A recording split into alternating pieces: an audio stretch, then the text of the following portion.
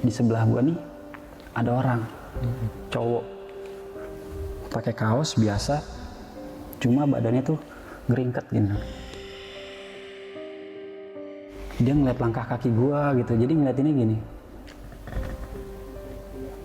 Nah, gua mulai curiga kan, nggak taunya bener bang, dia pakai trekking pole nih mau ditusuk ke mata gua. Rambutnya tuh panjang gitu, sampai ke tanah, terus ketutupan separuh. Nah, yang ketutupan ini mukanya tuh rusak. Jadi si Rini ini diminta sama penghuni Ciremai gitu bang, dia nggak boleh turun.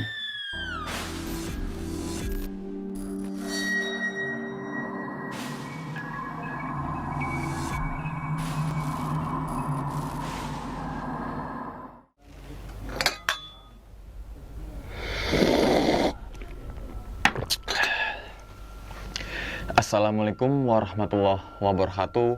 Kembali lagi bersama gue Sumar Adiwijaya atau biasa dipanggil Umang dalam segmen Kisah Mistis Pendaki. Pada video kali ini atau pada kesempatan kali ini, gue tidak akan membawakan sebuah cerita, namun menghadirkan narasumber yang pernah mengalami kejadian mistisnya, tentunya saat pendakian gunung. Di samping gue sudah ada Bang Indra. Waduh, Bang, terima kasih banyak Bang udah deket-deket datang gitu ke daerah Manado nih Bang. Manado podcast aja. Gimana Bang sebenarnya Bang? Kabarnya nih Bang? Alhamdulillah sehat bang. Sehat Bang ya? Sehat. Alhamdulillah, dan salam untuk keluarga serta teman-teman nih Bang ya. Siap. Nah, pada video kali ini nih Bang, atau pada kesempatan kali ini, Bang Indra akan menceritakan pengalamannya saat mendaki gunung mana tuh? Gunung Ciremai bang. Gunung Ciremai. Tahun berapa? Masih inget nggak? Belum lama sih, 2020. Oh, dan melalui jalur mana Bang kalau boleh tahu? Palutungan. Palutungan. Palutungan. Wow, dan kalau boleh tahu lagi nih Bang, ngalamin kejadian apa tuh? Sedikit aja. Itu gue di Gemblok sama kuntilanak. Oh, saat pendakian ke Ciremai itu? Ya, pas turun dari pos Kuta ke Cigowong. Oh, pas Kuta pos 2 ya? Ya, Ke betul. pos Cigowong pos 1. Betul. Wow, the game block. Jadi biasanya teman-teman bawa ransel nih, bawa kuntilanak Bang. Dan teman-teman semua, Bang Indra juga punya YouTube channel Bang yaitu apa tuh Bang? Channel YouTube-nya IR Stories bang. Oke, kalau boleh tahu nih Bang, ngebahas apa aja sih tuh YouTube-nya tuh? Ngebahas tentang mistis juga bang. Oh, mistis. Mistis. Mistisnya dalam artian pendakian aja atau ada yang lain?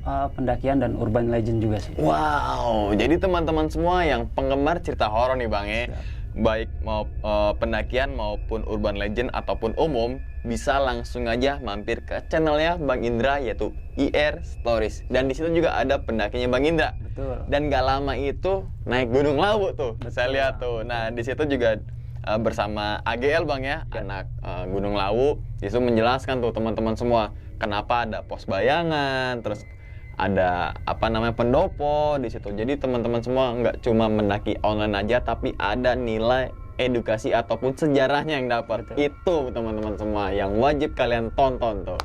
Tanpa berlama-lama lagi, kita langsung masuk aja ke dalam ceritanya. Ngopi horor segera dimulai.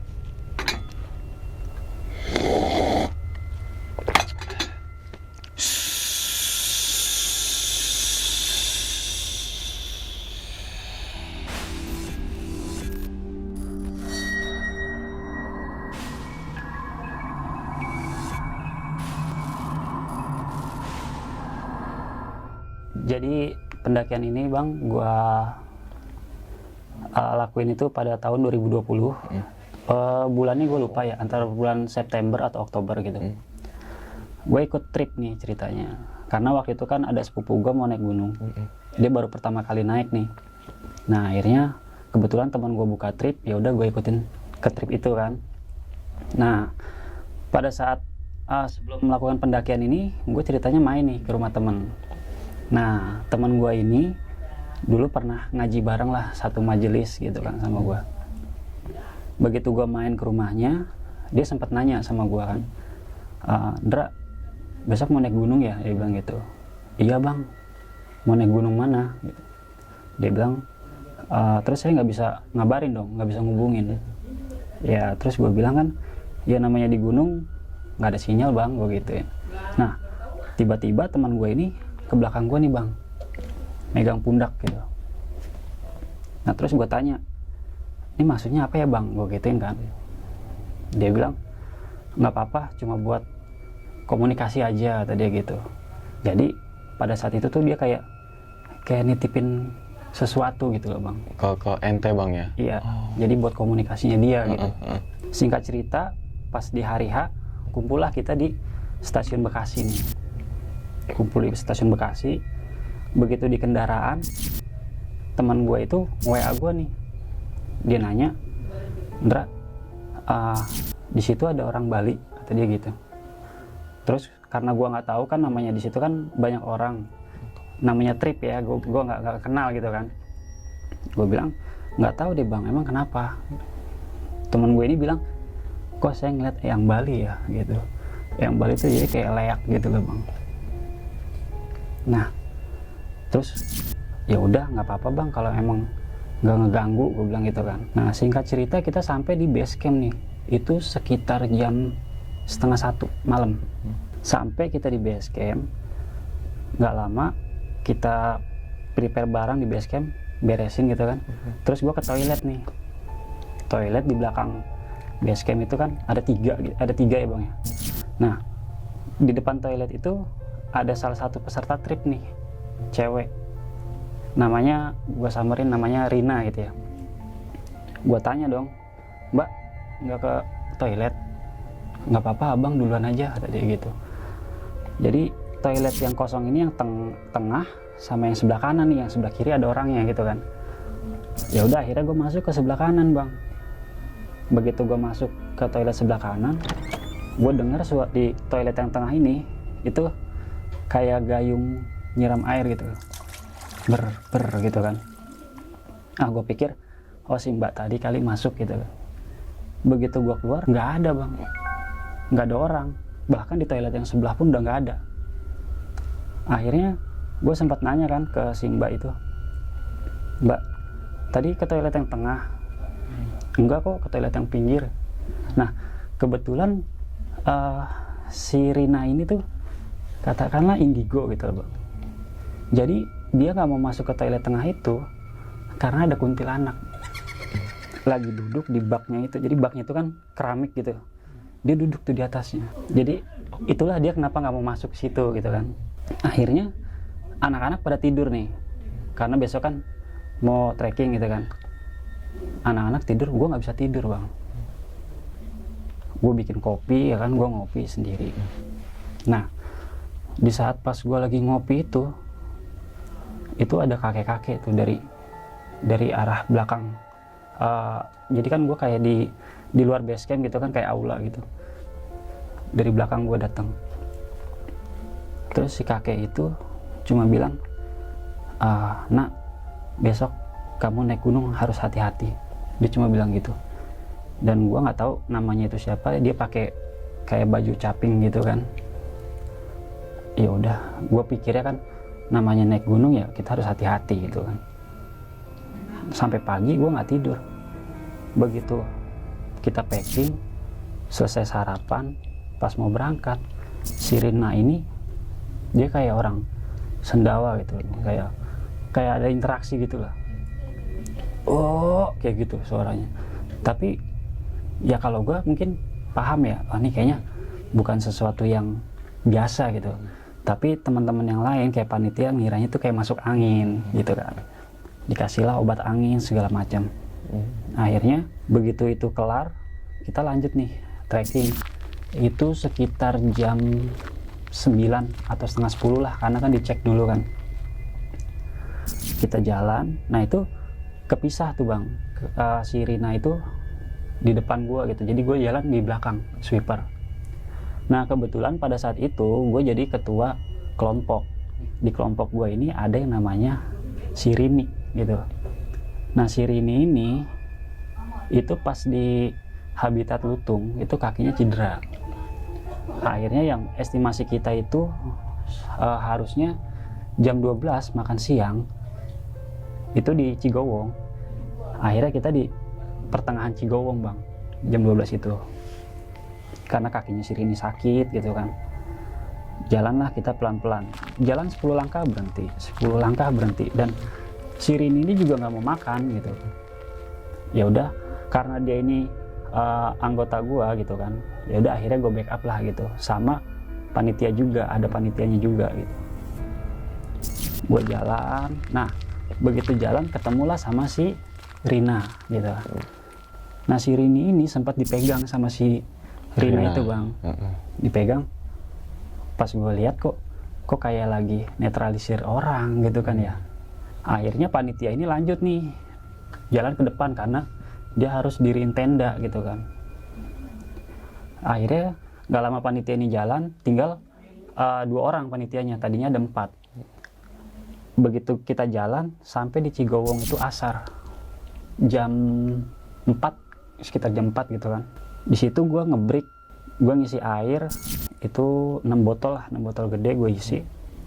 Gue lihat mukanya si Rini ini udah pucat gitu kan, dikasih makan pun tetap nggak mau. Akhirnya lanjut jalan, itu udah sore sekitar jam 5-an lah. Gue lanjut jalan karena ini gue pertama kali bang ya lewat Palutungan, jadi gue nggak tahu jarak dari pos ke pos gitu kan. Begitu pas mau masuk ke pos Kuta itu kan mulai rapet tuh habitatnya, itu udah mulai nggak enak tuh perasaan gue udah mulai nggak enak. Gue udah celingak-celinguk kanan kiri dan nggak ada pendaki lagi di belakang gue nengok ke belakang nggak ada orang. Di bawah pos Kuta kita berhenti tuh, dan si Rini ini gue suruh makan, gue paksa makan bang karena gue ngeliat kondisinya dia gitu kan. Gue kasih makan roti, lu pokoknya harus makan biar ada tenaga, gue bilang gitu kan. Nah begitu dia makan roti, jadi dia makan roti itu menghadap ke gue nih, jadi hadap-hadapan gitu kan. Begitu dia makan roti yang terakhir nih udah mau habis, tiba-tiba dia bisa lari kan. Gue mikirnya kakinya dia kan sakit gitu kan, dikejar. Pas dikejar tarik bang bahunya, pas nengok matanya putih semua, hitamnya nih nggak ada. Nah mulai dari situ itu mulai aneh lagi tuh bang. Akhirnya panitia pun ngontek ke depan kan, minta ditungguin gitu. Jadi si Rini jalan di depan gua di belakangnya gitu. Perasaan gua udah nggak enak tuh, dia jalan di depan gua kok ngeliatin gua kok sinis gitu ya. Dia ngeliat langkah kaki gua gitu, jadi ngeliatinnya gini. Nah gua mulai curiga kan, nggak taunya bener bang, dia pakai trekking pole nih mau ditusuk ke mata gua.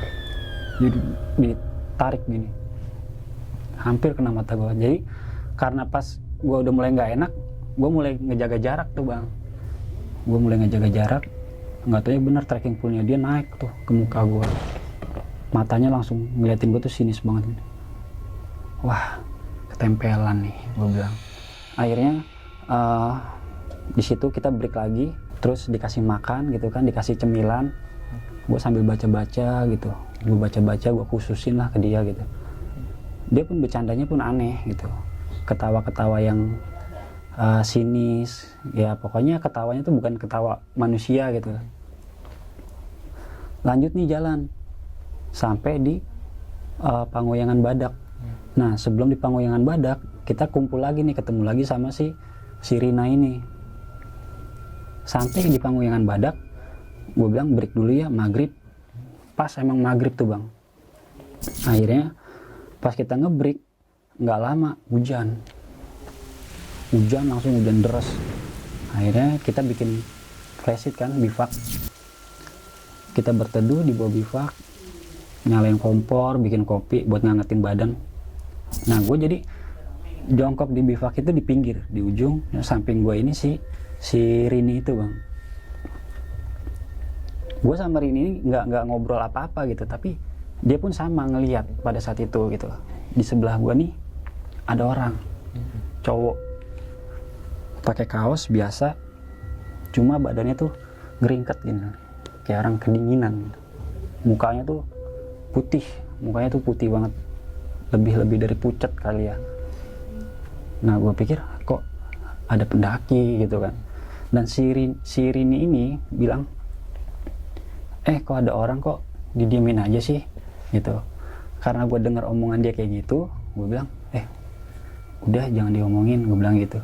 Enggak, kok itu ada orang numpang di Biva kok nggak ditawarin kopi sih bang, kata dia gitu. Itu bukan orang kayaknya, gue bilang gitu. Nah akhirnya setelah hujan itu mulai reda, itu sekitar jam 7:30 habis isya, kita mau lanjut jalan nih bang. Itu gelap kabut, headlamp aja nggak tembus gitu kan. Sampai akhirnya kita jalan tuh nggak jauh lah, berjarak sekitar 1 meter gitu. Headlamp center nggak tembus, terus trek juga udah mulai licin kan. Kita jalan, sebelum pos Arban kita dijemput nih sama teman-teman yang udah pada sampai. Dijemput lah kita di situ. Dijemput, akhirnya dirin tenda di Arban. Gue pun langsung istirahat pada saat itu kan. Dan itu sama sekali gue belum ngeliat pos Arban tuh seperti apa gitu. Gue istirahat, gue tidur. Dan di situ kita putusin gak summit karena kondisi cuaca badai. Akhirnya kan jam 9 gue bangun, gue keluar ngopi, ngerokok kan segala macem, sarapan. Karena kita nggak bisa muncak karena badai itu bang, akhirnya kita putusin untuk turun.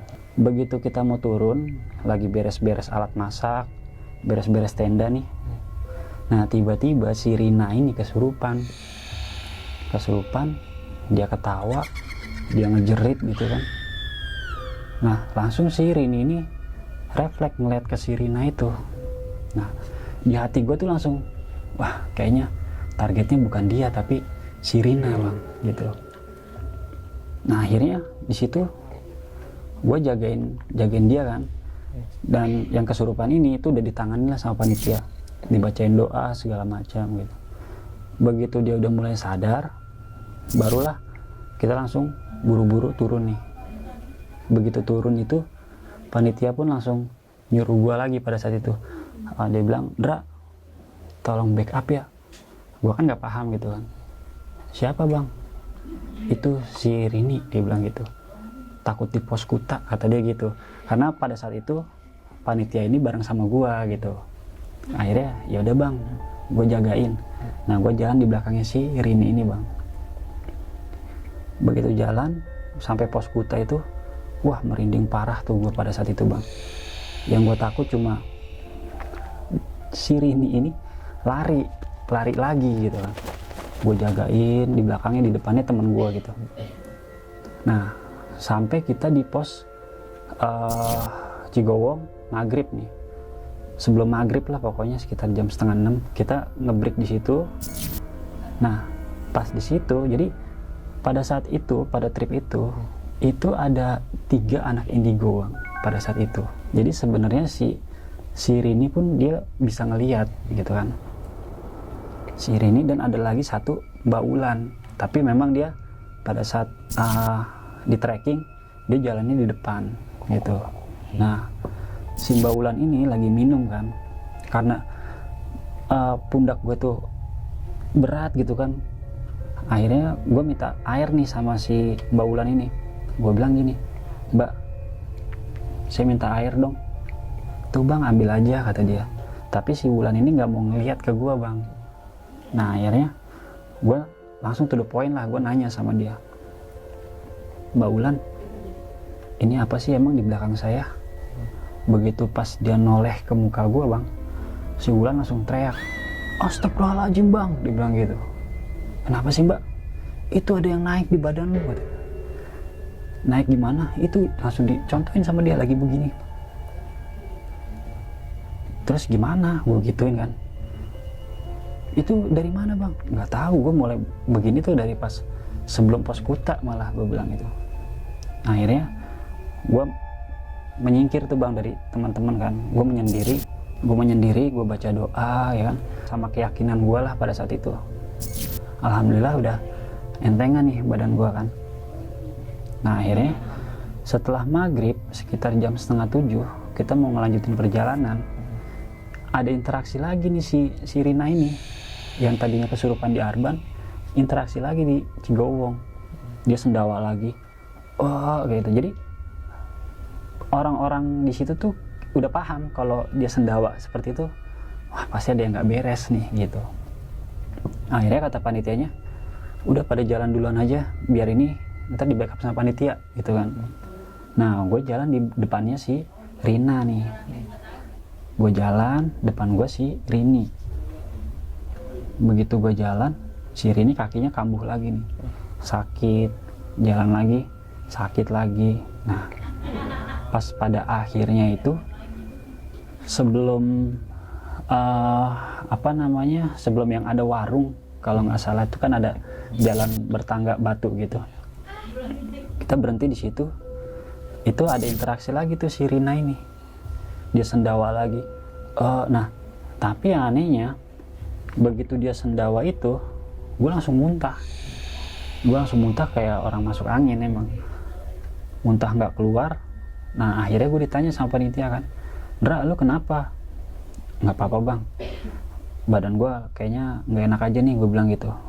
Lu ganti baju nggak? Kata dia gitu. Ganti kok bang. Lu masuk angin ya? Dikasih gue minyak angin gitu kan. Udah bang nggak usah. Ini karena pada saat itu gue paham ini kayaknya efek dari si Rina gitu kan. Si Rina tuh sendawa nggak berhenti gitu. Sampai akhirnya tuh di situ ada ranger ya. Kalau di Palutungan itu kan dia nyisir ya rangernya. Rangernya pun bilang, itu temennya kenapa mas? Masuk angin, dia bilang gitu. Oh enggak mas, nggak apa-apa. Ini dia kecapean aja, bilang. Nah pas mulai dari gue mau muntah itu, baru tuh gue mulai ngeblank bang. Jadi gue ngeblank, jalan itu badan gue tuh kayak apa ya, baal gitulah, kayak baal. Jadi nggak berasa apa-apa gitu, nggak berasa apa-apa. Sampai malah gantian pas jalan itu gue dituntun. Yang tadinya gue nge-backup jadi gue dituntun gitu. Dituntun gue sampai ke pintu gerbang Palutungan itu. Oh yang ada lutung itu ya. Iya betul. Gapura. Begitu sampai di situ langsung gue jatuh lemas banget gue. Sampai gue minum pun, gue mau naruh botol di keril gue, itu nggak masuk padahal keril lubangnya gede banget gitu kan. Iya gede, lumayan gede, tapi nggak masuk nggak masuk karena apa, fokus gue tuh udah gimana ya, udah ngawang-ngawang gitu loh bang. Nggak masuk. Akhirnya disitulah gue dituntun lagi nih, dituntun sampai ke bawah gitu kan. Begitu di bawah gue buka jaket, ada panitia kan nyamperin gue, lu minum dulu nih Ndra, dikasih minum. Gue bilang iya. Pas gue buka jaket, tangan gue berdarah bang sini. Dilihat, nih kenapa tangan lu? Dia bilang gitu. Wah nggak tahu, ini gue juga baru tahu di sini, gue bilang gitu. Ini darahnya banyak banget nih. Akhirnya dikompres gitu kan, pakai tisu segala macam, diobatin lah gitu. Lu lemas banget, kenapa Ndra? Dia bilang gitu. Enggak, nggak apa-apa, gue bilang. Karena kan gue nggak mau cerita pada saat itu gitu loh bang. Nah yang awalnya gue sama si Rina ini nggak pernah ngobrol, jadi dia tuh cuma, dia suka kadang suka ngeliat gue gitu bang. Begitu gue noleh ke dia tuh langsung buang muka. Ya si Rina iya. Yang sering interaksi. Nah akhirnya di situ gue baru ngobrol tuh sama si Rina itu. Gue bilang, lu di toilet kenapa nggak masuk ke yang tengah? Gue bilang gitu kan. Di situ dia bilang, di situ gue ngeliat kuntilanak bang, kata dia gitu. Makanya gue nggak mau masuk. Nah terus kalau gue lihat nih, mbak maaf ya, lu kalau ngeliatin gue apa sih yang dilihat? Gue bilang gitu kan. Enggak, soalnya ada yang ngikutin lu, kata dia gitu. Siapa yang ngikutin gue? Pokoknya sosoknya nggak enak bang, dia bilang gitu. Kuntilanak yang tadi itu, karena emang yang naik di badan gue itu ya, astagfirullahaladzim, yang naik di badan gue itu emang kuntilanak itu bang. Nah akhirnya ada orang base camp netralisir si Rini ini kan. Kamu kenapa mbak? Dibilang gitu kan. Nggak tahu nih pak, kepala saya sakit, dinetralisir lah sama dia gitu kan. Nah orang base camp ini udah ngebaca gitu loh, maksudnya kejadiannya itu seperti apa gitu. Jadi si Rini ini diminta sama penghuni Ciremai gitu bang, dia nggak boleh turun. Nah tapi karena kamu di backup sama temennya, ya jadi kamu bisa turun tapi dengan teror yang macem-macem gituin. Kamu kalau nggak ada teman kamu mungkin kamu udah nggak bisa turun, karena itu di situ emang kita semuanya pada nge-backup dia bang. Nah akhirnya setelah dinetralisir, gue pun makan gitu kan, isi tenaga, gue juga sempat dinetralisir juga gitu. Masih ada nih bang yang ngikutin abang, kata dia gitu kan. Gue muntah-muntah lagi bang di situ, muntah-muntah. Akhirnya gue istirahat, gue ganti pakaian. Begitu nggak lama ganti pakaian, kita langsung cabut nih, balik gitu kan. Tapi begitu pas cabut balik, gue itu di mobil tuh nggak bisa tidur. Padahal gue capek banget gitu, tapi gue nggak bisa tidur. Dan gue mau duduk pun nggak bisa, mau senderan juga gimana gitu. Jadi gue masih begini aja. Nggak taunya di situ jadi temen yang sebangku sama gue ini, dia itu bisa ngerasain juga bang. Dia cuma bilang, Dra itu yang di Cigowong masih ngikutin lu, dia bilang gitu. Terus gimana mas, gue bilang gitu. Ya udah, tak bantu baca doa. Kamu juga baca doa ya. Ya udah, gue baca doa di situ. Terus gue ngeliat teman gue itu, dia tuh kayak fokus banget gitu, merem, matanya merem sambil bacain doa ke gue. Begitu kelar dia baca doa tuh, langsung bang gue lemas, senderan, tidur. Tau-tau gue udah nyampe di tempat titik penjemputan awal yang Bekasi itu ya. Iya. Nah di situ gue dibangunin, udah bangun, udah sampai. Bah, perasaan tadi gue lagi diinin sama mas ini deh, gue bilang gitu kan. Terus gue tanya, siapa mas yang ngikutin saya? Kayaknya yang perempuan itu dah, kata dia gitu. Emang gue sempet ngeliat juga bang yang perempuan itu pas di pos kuta, di bawah pos kuta, pas gue lagi ngasih makan roti ke temen gue itu kan. Itu yang rambutnya tuh panjang gitu sampai ke tanah, terus ketutupan separuh. Nah yang ketutupan ini mukanya tuh rusak banget mukanya. Disitulah gue.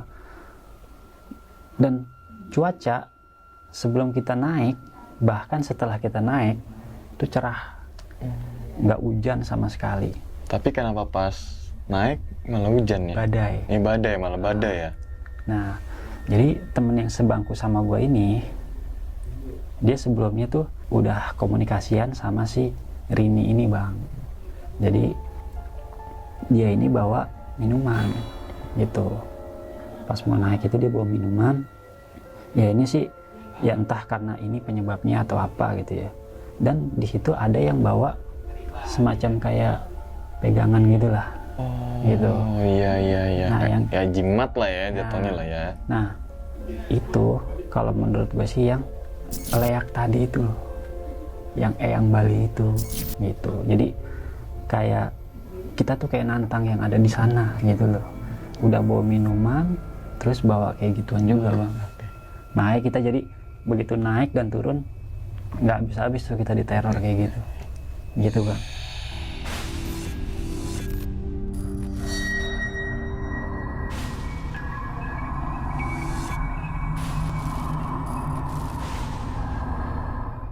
Nah, itu teman-teman semua cerita dari Bang Indra nih ketika melakukan pendakian ke Gunung Ciremai melalui jalur Palutungan pada tahun 2020 Bang ya. Siap. Memang kalau ada orang yang menceritakan Gunung Ciremai, entah kenapa saya juga terbawa suasana teman-teman semua, entah kenapa itu.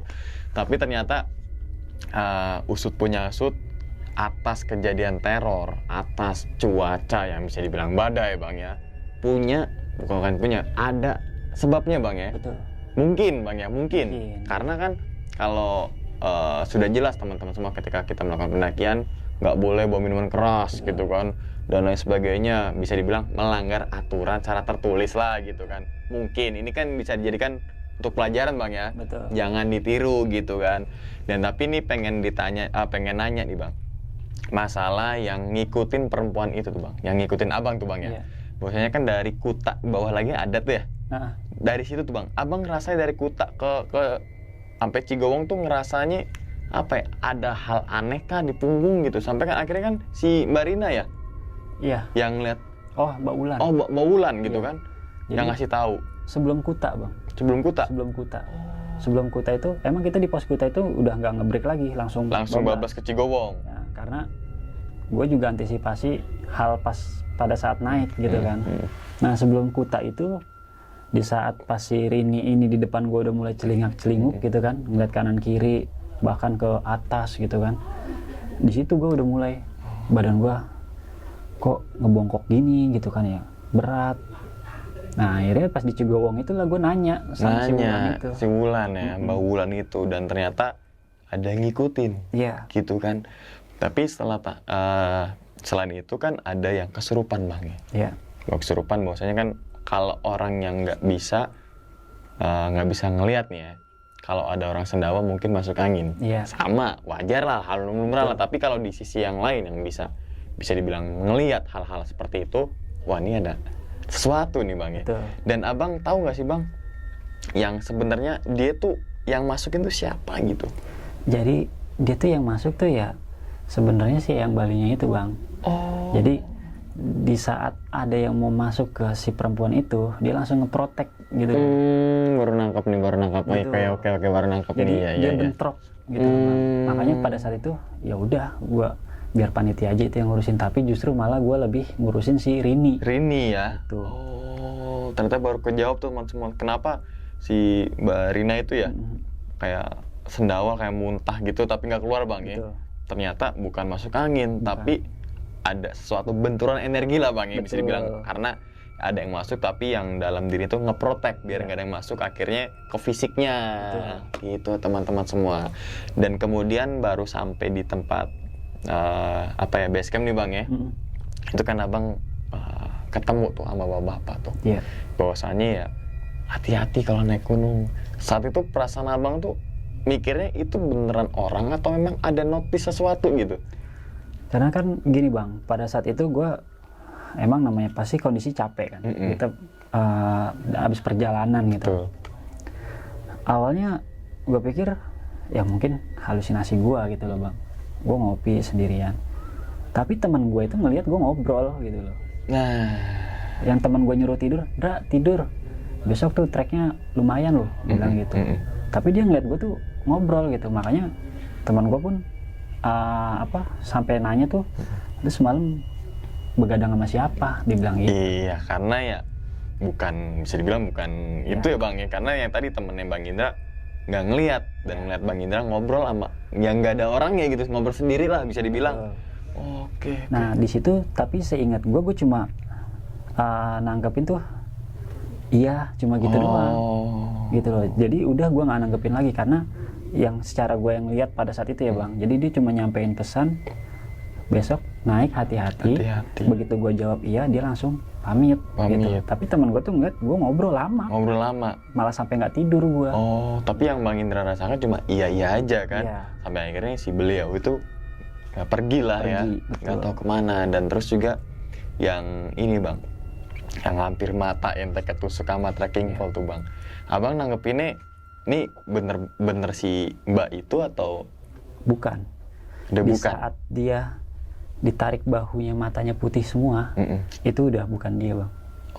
Gitu. Jadi kita coba bawa ke tempat yang ramai dulu nih. Makanya kita minta tungguin sama rombongan yang di depan. Gitu kan. Begitu perjalanan kita menuju ke rombongan yang depan itu, disitulah dia menusuk mata gua. Gitu. Makanya di situ gue jaga jarak, Bang. Setelah kejadian mau ditusuk itu ya? Setelah ngelihat matanya putih semua. Iya, putih semua. Gitu. Nah, gue jaga jarak karena dia jalan pun matanya tuh ngelirik ke belakang gitu loh. Jadi kayak gitu kali ya. Betul. Nah, bahkan begitu pas dia mulai nusuk, bener-bener dia ngeliat ke belakang, ngeliat ke muka gue. Tapi dengan matanya yang kayak gitu. Kayak marah atau sinis lah kayak gitu, Bang ya. Bukan kayak mata ya biasa lah. Kalau biasa kan ngeliat ya gitu kan. Tapi ini kayak penuh dengan gitulah. Penuh rasa benci lah. Iya, rasa benci lah gitu. Oke. Dan terus ini, Bang, yang masalah yang di bivak itu, Bang. Bivak itu kan, itu kok yang di dalam bivak nggak dikasih yang laki-laki itu? Iya. Itu gue juga nggak tahu, Bang. Tahu-tahu ada di samping. Jadi gue duduk bivak kan ya segede apa sih gitu kan, orangnya banyak. Gue paling pinggir gitu kan. gue paling pinggir dan sebelah gue ini si Rini. Nah, gue nggak merhatiin nih karena gue pikir kan gelap ya, namanya udah maghrib lewat gitu kan. Tahu-tahu ada di situ gitu loh. Dan nggak tahu siapa Nggak itu tahu ya. karena kan namanya gue orang terakhir ya di sini, otomatis gue ngobrolnya ke sana dong. Iya, nggak mungkin kamu belakangin ini kan, karena belakang nggak ada orang. Betul. Nah, begitu pas gue udah mulai begini, kok ada orang gitu. Gue cuma istighfar doang pada saat astagfirullahaladzim. Siapa ya gitu. Nah, nggak taunya si Rini pun engeh gitu. Kok ada orang nggak dikasih kopi, nggak ditawarin. Nah, begitu pas dia mulai ngomong begitu, langsung gue keep karena takut anak-anak yang lain tuh jadi berpikir yang sugesti ya. Iya. Oh, tapi secara sekelebet mungkin ngeliat lah bang, apakah perawakannya sama yang kayak ketika nyampe baru di base camp? Bukan. Oh, beda lagi. Dia masih, kalau kisaran umur itu sekitar umur 25-an. Oh, masih muda. Masih muda. Kirain yang di base camp itu loh yang Bukan. notice hati-hati ya. Gitu. Kalau yang di base camp itu kakek-kakek bang. Iya. Gitu. Nah, gue pikir juga pendaki gitu kan, tapi nggak bawa apa-apa, polos. Gitu, pakai kaos polos biasa. Nah, itu teman-teman semuanya cerita atau pengalamannya dari Bang Indra nih ketika melakukan pendakian ke Gunung Cermai bang ya. Betul. Melalui jalur Palutungan. Memang setiap pendaki, setiap orang mempunyai pengalamannya masing-masing dan mempunyai hikmah yang bisa kita petik gitu bang ya. Yang tadi sudah jelas banget bahwasanya salah satu dari tripnya itu oknum lah ya, oknum. Kita nggak bisa nyebut trip ini gitu, tapi oknum dari peserta itu membawa benda-benda yang terlarang mendaki gunung gitu bang ya. Mungkin Nah, gitu kan. ini juga gue mau perjelas juga nih bang. Jadi panitia pada saat itu dia sudah interview nih ke peserta gitu kan. Dan itu juga kita di labeling kalau misalkan oh ini si ini indigo gitu kan. Oh ini punya penyakit ini. Itu udah di interview. Cuma namanya pada saat interview itu nggak mungkin yang namanya peserta itu terus terang gitu loh. Iya, pasti ada yang nutup-nutupin gitu kan. Jadi panitia kecolongan juga. Kecolongan. Gitu. Jadi emang secara teknis udah sesuai SOP bang ya. Betul. Ketika mau naik gunung diinterview dulu satu persatu gitu, wawancara. Tapi memang nggak bisa dipungkiri peserta menyembunyikan sesuatu. Betul. Kecolongan di situ gitu kan. Tapi dari hasil pendakian itu bisa untuk belajar lagi bang ya. Betul. Oke. Dan ingat teman-teman semua ya, habis nonton video ini nih, langsung mampir ke channelnya Bang Indra yaitu IR Stories, dan di situ banyak sekali cerita-cerita yang bikin kita merinding koplo nih bang ya kan. Ada cerita pendakian, ada urban legend umum, ada juga pendakian yang bisa dibilang pendakian nggak cuma pendakian tapi mengulas sejarah, legenda ataupun apapun bang ya, gitu ya. History bang. History lah, historinya. Jadi kita tahu nih kenapa pos ini dinamakan ini, pos ini dinamakan ini, kenapa pos ini ada di sini gitu kan. Itu teman-teman semua nggak cuma nonton aja, nggak cuma dapat hiburan aja, tapi dapat juga informasi dan juga ilmu. Nah, dan ingat teman-teman semua, cerita dari Bang Indra bukan untuk nakut-nakutin teman-teman semua ketika melakukan pendakian ke Gunung Cermai ataupun ke gunung manapun. Tapi ambillah sisi positifnya dan buang sisi buruknya. Sekian dulu pada video kali ini dan nantikan video-video gue berikutnya. Hal gaib itu muncul ketika sugesti kita buruk. Wassalamualaikum warahmatullahi wabarakatuh. Selamat beristirahat. Terima kasih bang. Siap. Alhamdulillah.